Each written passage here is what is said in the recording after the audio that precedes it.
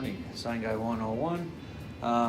Today I'm going to be installing pin-mounted dimensional lettering, and I got a really fancy product here.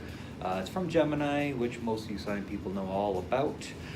This is about a 1/2 inch white acrylic with a 1/2 inch clear acrylic silicone basically to the back of the white. The white has the pins and the clear has holes for me to feed the pins through.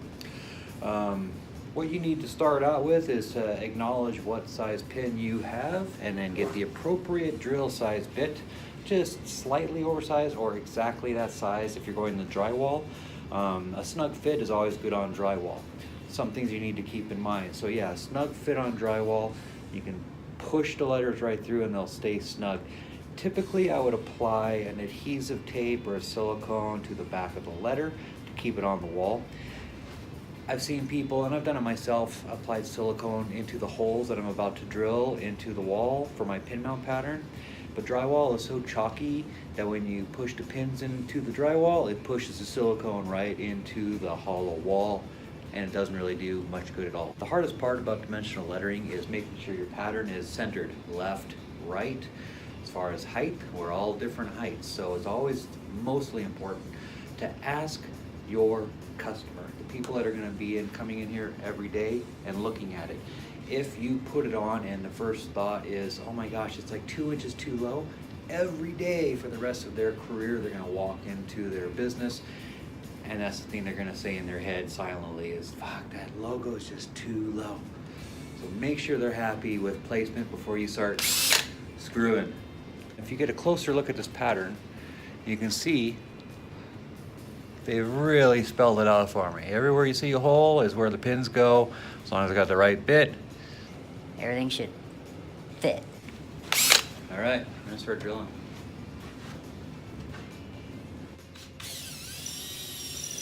Make sure when you drill into the marked hole pattern, you drill exactly in the hole. If you are just a little bit out, a millimeter out on a couple of holes, your letter might be a little bit crooked, and then you gotta mess with it. It's better to just spend the extra second to get it perfectly aligned and point, go like that. I'm gonna go ahead and dry fit this letter C, see what I'm up against.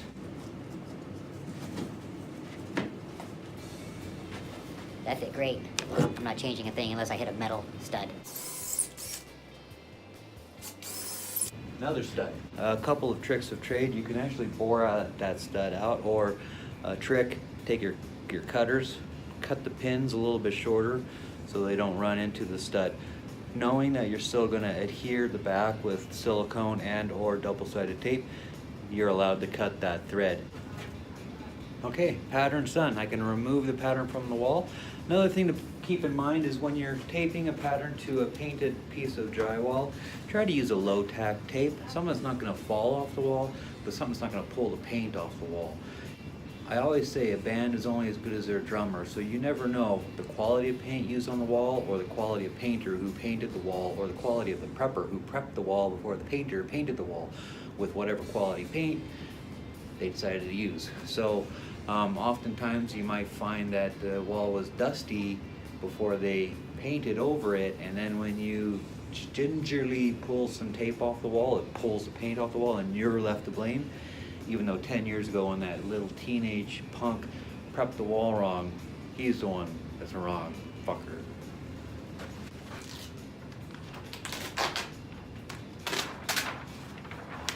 Simple as that. Always be cognizant of the kind of wall you're working on. Case in point, I was doing some work on a nice wood veneer looking wall. Same thing, drilling holes into it, which I really don't like doing on veneer, but it was all approved by the customer, so went ahead and did it, and then you're left with the powder, sawdust, whatever from your drill marks. This has to be clean before you start putting your letters on, of course. So what I did is I took my roll of paper towel out and I went wiped it on the wall. Very first wipe, it passed over one of the holes that I drilled, and it took a little splinter of wood with it, and I went like that, and it went and it scarred the whole wall. So don't be an idiot like me. Don't do as I say as I do. No, don't do as I do as I say. All right. So typically what I'm gonna do is proceed with caution a little bit. I'm gonna go ahead and wet my cloth down. wet the wall down. Okay, so the way these letters came to me was a 1/2 inch white acrylic with pin mounts and a 1/2 inch clear with holes drilled through them, as you can see. So I'm going to start. I need to attach both of these letters together.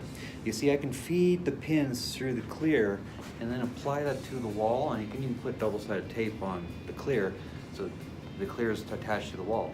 If I don't adhere the white to the clear, people can pull the white right out through the wall, leaving this letter. So I'm going to start. This is protective paper. I got to remove this.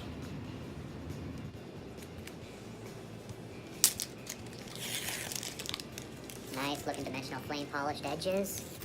No slouch, man. Okay, excellent. So all I gotta do is put adhesive on the back, install the letter, pull the paper protective face off, and I'm good to go. Because this is pin mounted, it's already gonna stay on the wall. I just wanna help give it a little bit more integrity because people are curious. They'll come up and they'll start yanking on the letter. So I'm gonna use this foam tape. It's less aggressive, it's great for indoor, and it's easy to remove when it comes time to remove the letter. So just a couple of dabs, keep it sticking on the wall, and I should be golden. So I've got my letter C right here. And again, I'm just gonna put a dab right there. Let's put a dab right there. And let's put a dab right there. Okay, excellent. Take out my knife, pull the protective paper off, pull the protective paper off, and that's it. We are good to go. I don't need any silicone.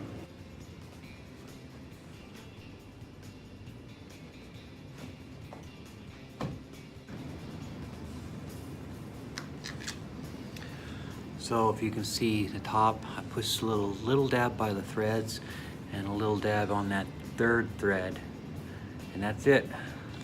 I'm gonna sandwich that together. It still expands, but I'm not pushing a whole lot, and that is what I'm gonna put on the wall. I'm also gonna be a little tricky with my foam tape because I just don't want all of that to be seen from the sides like that. You can see that silicone right there, eh? Anyway, onward. And like I mentioned before, these letters will stay, so I'm not taping the hell out of it. It doesn't need to live through World War III. Just a small amount.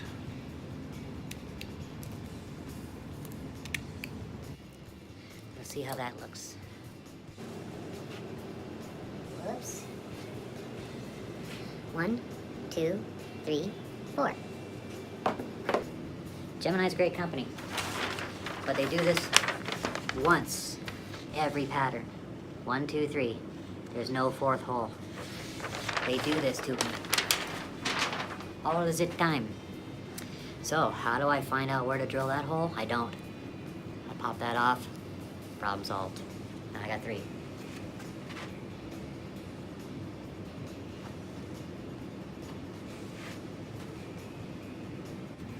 Always want to make sure that your holes are drilled properly by checking to see if the letter is level. Looking at my pattern, this letter E is the one that had studs in behind it, so I'm going to go ahead and dry fit this with the acrylic. Nothing's adhered yet, but I'm going to go ahead and dry fit it. See what I have to do to fix this. So those pins are hitting in the stud. So looks like they're about 5/8 of an inch left to go. So what I'm gonna do is cheat. I'm just going to cut about 5/8 of an inch off of these threads, and it should fit great.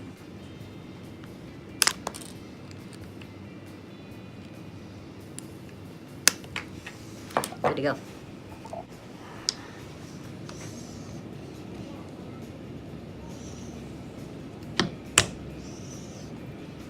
Bitchin'.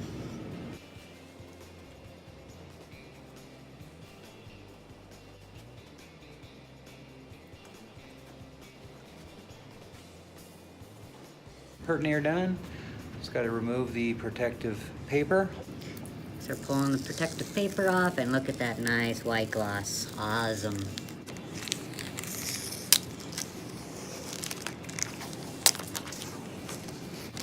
Beautiful. Fucking beautiful. There you have it. Another job well done by Sign Guy 101. questions, comments, subscriptions, please. I need a fan base. Subscribe.